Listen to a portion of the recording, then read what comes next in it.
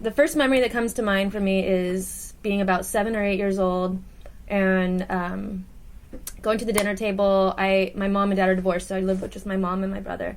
And I decided I just wanted to eat dinner without my shirt on. And I just walked into the kitchen and sat at the table, and like everything was normal. And my mom didn't say anything. She just gave me a look and kind of just went back to eating. And I remember just wanting more of a reaction from her, not getting it. That's kind of all the time. And I think that was like my first political statement about my body, and what I was allowed to do versus what my brother or the boys were allowed to do.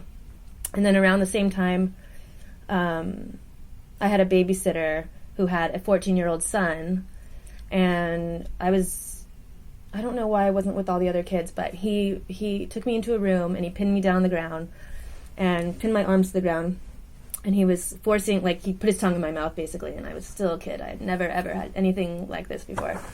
And I just remember screaming and just trying to get him off, but he was huge, so I just couldn't get him off me. And after that, I could not tell my mom for maybe 5 years. And I would always try to tell her, and I would be sitting in the car, and it was like every day. And I would like open my mouth, and nothing could come out. And I was so ashamed of it, but confused. Now I still try to, I don't know how I felt about it, but there was some kind of shame tied to it. And I did not know how to express myself, but I knew it was wrong, what had happened. I think after that, let's see, normal school stuff, I was a really, really late bloomer. So basically I was flat-chested until I was like 15 years old. And I never could use my body to get attention. So I always had to use, like, I'm like a class clown, or like I had to do all these other things to get attention. When all my friends had boobs and like were starting their periods, and then I would like rub it in their faces, like, I don't have to have a period, like, this is awesome. I can swim whenever or whatever. And I remember feeling pretty uncomfortable about not having boobs. I remember that was a big deal. And I would wear these huge t-shirts, but then these like really tiny Daisy Duke shorts. So I had like 2 string legs hanging out and like a giant billowing like pillowcase of a shirt. And I thought that was pretty cool, but I think it was like a 90s look. But I basically never changed my dress from that time. So now I think, when I think about my body, I've never felt comfortable dressing like a girl. If I'm in a dress, I feel like very strange, and I feel the attention is, I don't know, I don't like the attention of that. Or like, I'll wear some kind of flowers sometimes, but I feel like this look of like what's feminine to me is like, it's almost like weak. I don't really like this kind of look, and I feel like that I've always dressed like pretty boyish, I think, for the most part. I mean, I've dressed up for events and things. But yeah, my look is very much about being kind of androgynous, because I don't want the focus to be on any kind of like femininity. But let me think. And never ever show cleavage, because I just think that is like outrageous for me. Like, I can't do that.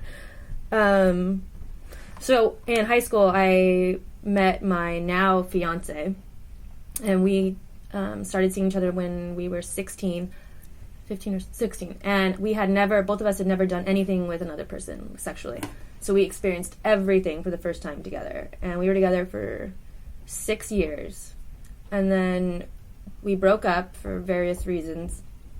And the next 8 years, I basically slept with every person under the sun, and had a million, kind of different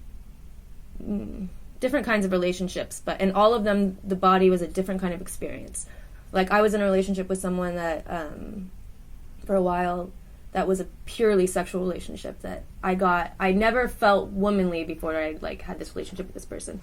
It was completely body-centered and a very different experience than anything that I'd ever had before.